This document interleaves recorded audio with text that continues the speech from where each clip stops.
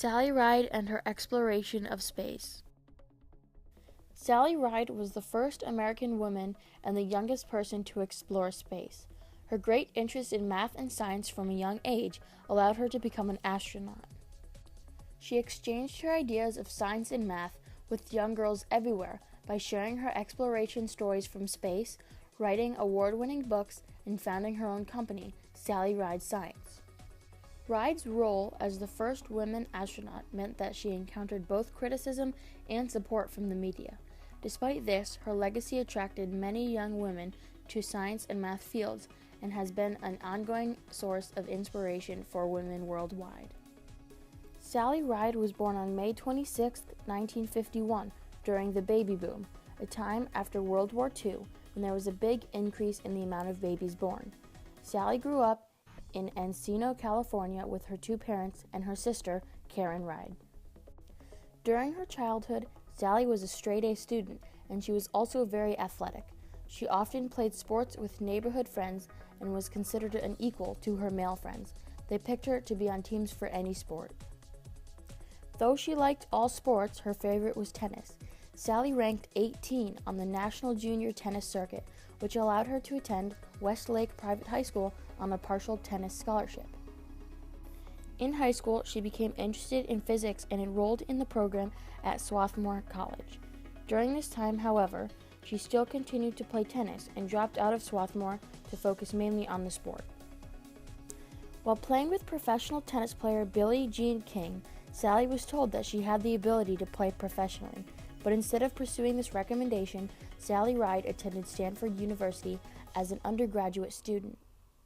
She received a bachelor's degree in English and physics and continued to work on her master's degree, followed by a doctorate in physics, astronomy, and astrophysics.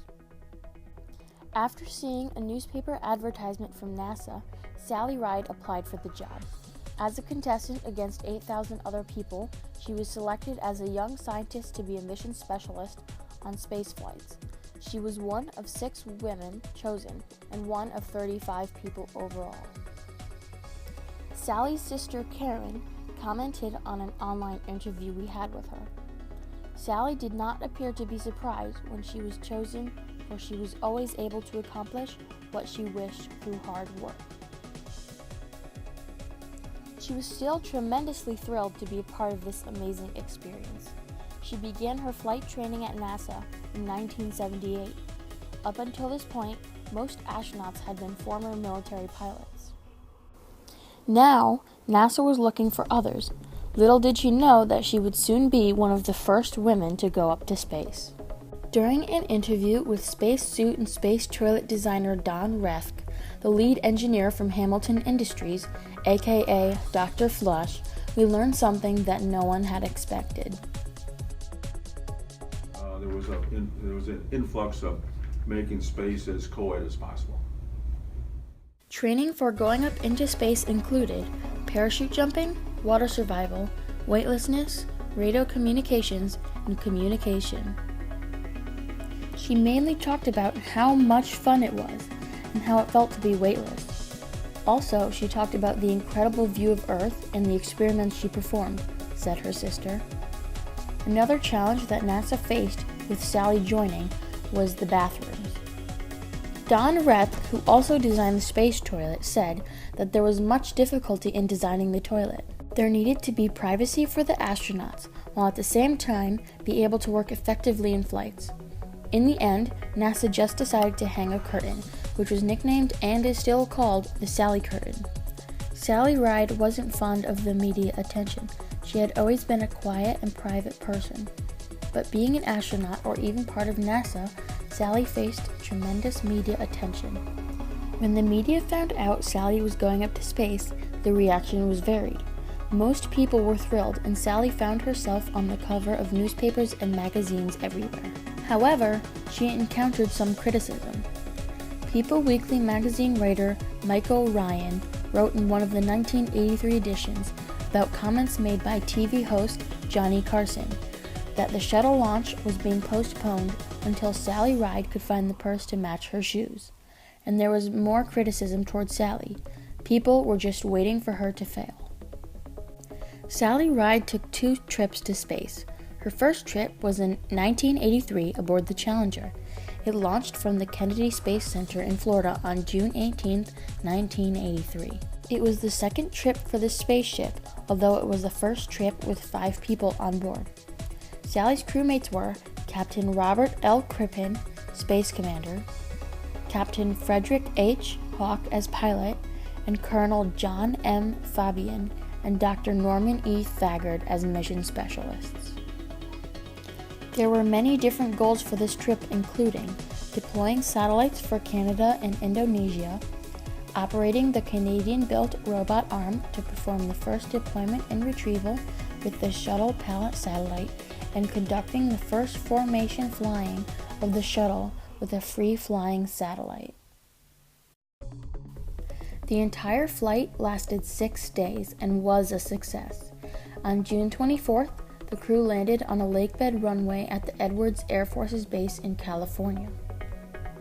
Sally Ride's second opportunity to explore space was on the Challenger once again, with the largest crew ever for a mission.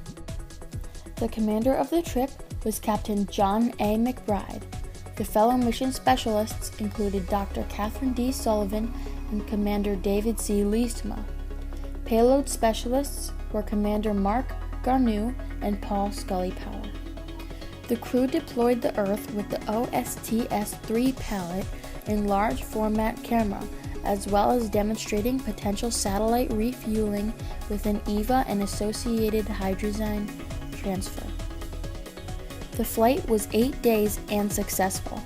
The crew landed on October 13th at Kennedy Space Center. In June 1985, Sally was assigned to command another mission from NASA's base. Unfortunately, the Challenger exploded on January of 1986, just minutes after takeoff. It was a devastating moment for space travel. All 7 crew members were killed, including Krista McAuliffe, a school teacher from Concord, New Hampshire. Following this setback, Sally served on the Presidential Commission for the Tragedy, and soon after was sent to NASA headquarters as Special Assistant to the Administrator for Long-Range and Strategic Planning. She became the first director of NASA's Office of Exploration and wrote a report called Leadership in America's Future in Space. In 1987, Sally Ride left NASA to go work as a professor at the University of California in San Diego. During this time, she wanted to encourage more girls to pursue their dreams of working in science or math. Sally knew the challenges that women faced with STEM careers: science, technology, engineering, and math. In an interview, Sally's sister said, "Sally was always a feminist. She was aware of the women who had gone before her to make her next step possible." Sally was definitely a pioneer for women in science and math futures. Pamela Melroy, one of the only women to command a spaceflight, said, "I knew I wanted to be an astronaut from watching the Apollo astronauts land on the moon, but Sally cemented the belief inside me that I could do it." Her goal was to inspire women to pursue careers in math and science. To achieve this goal, Sally formed her own company, Sally Ride Science, in 2001. In exchange for her determination and fearlessness, she received love and positivity everywhere, and inspired women to look into the science and space fields. Even after Sally died of pancreatic cancer in 2012, she was an inspiration and a leader for girls everywhere. In exchange, she attracted women to work in the science and math fields.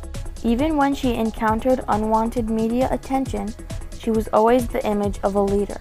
Being chosen by NASA to explore space, she was beyond thrilled, but more importantly, it was a big step for American women in the STEM career fields. Sally Ride encouraged many young girls to pursue science careers by just working for NASA, as well as creating her highly successful company, Sally Ride Science. Her time at NASA changed the field of astrophysics, incurring engineering changes to adapt the space program to not be gender biased. If Sally Ride had not been chosen, the NASA program might not be as co-ed, and girls everywhere wouldn't have an inspiration or role model to look up to.